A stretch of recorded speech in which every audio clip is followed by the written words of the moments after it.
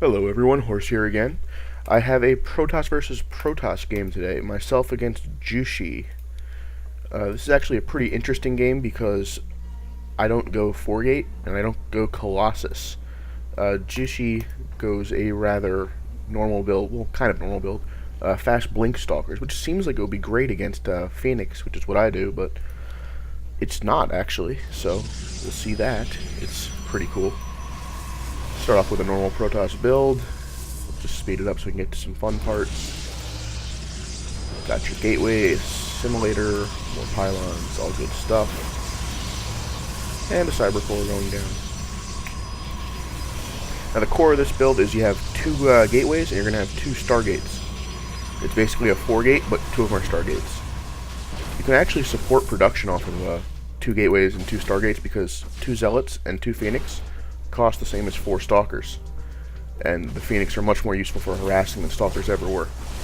So that's an interesting tidbit. If you try to attack you with an early zealot like that, you just kite him with a stalker. My kiting wasn't so great, but it worked, so whatever, that's good. Yeah, you can chrono boost out some more stalkers. You need to get some stalkers on this ledge right here, any kind of ledge overlooking the ramp. You're not going to have that much ground force, so you have to get him some extra shots while you can if he attacks. This strategy is really weak against 4-gate, like a regular 4-gate. A delayed 4-gate it can take because it has some extra time. But if you look from my perspective, when I scouted, I did not see a fast second gas, so I probably shouldn't have gone this because that usually means 4-gate. But in this case, he went for a delayed 4-gate, so I was okay. If you see a fast second gas from the Protoss opponent, that means he's usually going something like robotics or blink fast. So you can usually do this build and get away with it. Against 4-gate, though, you're going to have a lot of problems. But yeah, once you have your two stargates up, you just build some Phoenix, chrono boost them if you got it.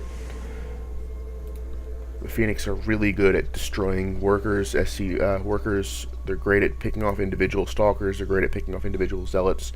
They're just a great unit to have. I mean, there's really no situation where Phoenix is a bad unit. The only problem is if it runs out of energy, it's kind of useless. But it replenishes energy quickly enough, and it only needs 50 to lift, so it's not too bad. One of the main weaknesses with this strategy is there's no detection, so you need to get a couple of cannons out, so in case of Dark Templar. But once you have 4 Phoenix, you can just fly in, shoot some of this crap up, just pick off 4 workers here, and then fly away when he comes in to stop you. It's not as effective as Mutalisk Harass, but it's still pretty annoying. Keep making the Phoenix, keep making more zealots. Fly back in, and just pick off some more.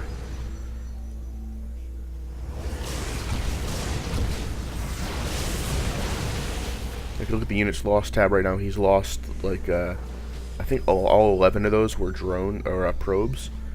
So if you look at the income tab, he is definitely below me in harvester count, which is important. If you keep that harvester count down, that's going to make it harder for him to expand because he can't transfer as many workers over to his expansion. But because this strategy tries to effectively keep him contained in his base defending his probes, you can expand while you're doing that harassment. And he decides now would be a great time to push out to kill me.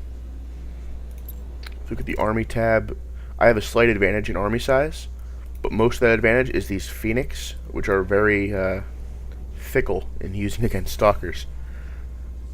You fly back in, kill some more workers. Seriously, you can just decimate workers with this. Look at the income, he's down to 21 now. Now he's going to wait to attack me until he has an observer out, so he can position it around here to blink up onto the high ground. It's a great idea because he's bypassing this choke point defense I set up. Normally he'd have to fight past this cannon, these zealots, and these stalkers to get some free shots in as he's coming around. But because he blinks up, he's not going to have to worry about that. If you look at the units in this battle, he's going to have 15 stalkers against 6 zealots, 4 stalkers, and 7 phoenix. That seems like it might favor him, actually, because I only have 4 units more, and most of my units are phoenix. But you can see here, you just lift up couple of stalkers, and the Phoenix do a lot of damage. It's not really, people don't really expect them to do this much, but they really do a good deal. And because all the Phoenix and all the Zealots are light units, the Stalkers do almost nothing against them. And again, when they run out of energy, they're kind of useless. They do absorb hits pretty well, though. Gotta wait for its energy to regenerate, and I can pick up some more. And there we go. He's trapped between my Stalkers and my Zealots here. Stuck on the cannons. And his Stalkers here are pretty much hopelessly outnumbered at this point, because they really weren't doing much damage to the Zealots, and they really didn't want to focus fire on the Phoenix, because that would just mean the Zealots on the ground would rip them in half. But now we can go for a counterattack with the Phoenix. See, he's got a couple of Stalkers here. These isolated Stalkers are great to pick off with the Phoenix. Just keep his Stalker count low, and the Phoenix will have complete domination. And again, because the Phoenix are light units, they take almost no damage from Stalkers, so Stalkers can sit there plinking away at them all day and do very little, unless you have a big ball of Stalkers. And if you kill these as they're warping in, he's never going to get that big mass of Stalkers up. But now, because I've expanded, and he is just starting his expansion, if you look at the income tab, I'm still significantly ahead of him, even though I've been kind of neglecting my macro a little. But once you get that expansion up, you can throw down a couple more gateways, get some more mass Zealot going on. One of the most important upgrades you can get for your Zealots is leg speed. I don't think I get it until pretty late in this game. Generally, you'd want to have it around the time your expansion comes online, but yeah, it's not really that important as having a large Phoenix count. Take your gold expansion when you get the chance. This is not really a one base build, even though it starts off on one base. It really shows its power once you have multiple bases. And there's the Twilight Council for leg speed going down. But once you have a big ball of Phoenix like this, you can just fly in and totally harass his workers by killing masses of them. He has photon cannons, he has Stalkers. It's not enough to stop me from murdering half his workers. Now he's down to 28 workers over 47. Every time he tries to catch up in economy, the Phoenix are there, just blowing away his workers. If he tries to attack me, the Phoenix are going to be there to lift up all of his combat units. If you look at the army size tab, I have a massive advantage. At this point, there's really nothing he can do to win. I could probably beat him with ground units only, ignoring my Phoenix army, but where's the fun in that? And because it's fun to just kick people when they're down, we're going to go fly in and kill some more drones. He has a nice amount of probes mining down here, which make a nice tempting target, only guarded by 1 or 2 cannons. And of course, as you're going in, if you have isolated Stalkers, pick them off too. They're fun.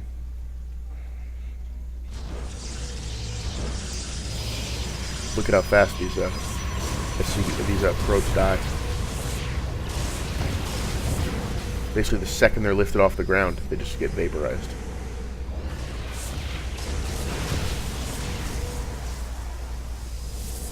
Back to harvester count. Yeah, he's down to 38 over 55. When he tries to push out with the Stalkers to fend me off away from the cannons, just pick up the Stalkers and kill them.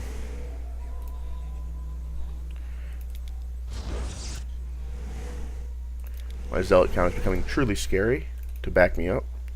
With 17 Zealots on the ground. And how many Phoenix? And 12 Phoenix in the air. There's really not much any army can do to stop that. If he had went robotics instead, the situation would be even worse for him, because Colossus are just terrible against Phoenix because they can't shoot back. And Phoenix actually do very good damage against Colossus. It's just people underrate the Phoenix's combat abilities.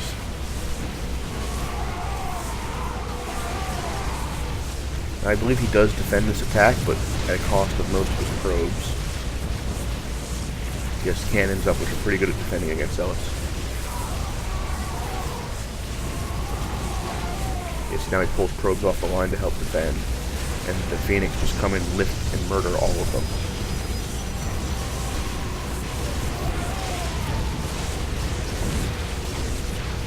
Yeah. Harvester count takes a little while to update, but when it does, it's going to be like 20 left.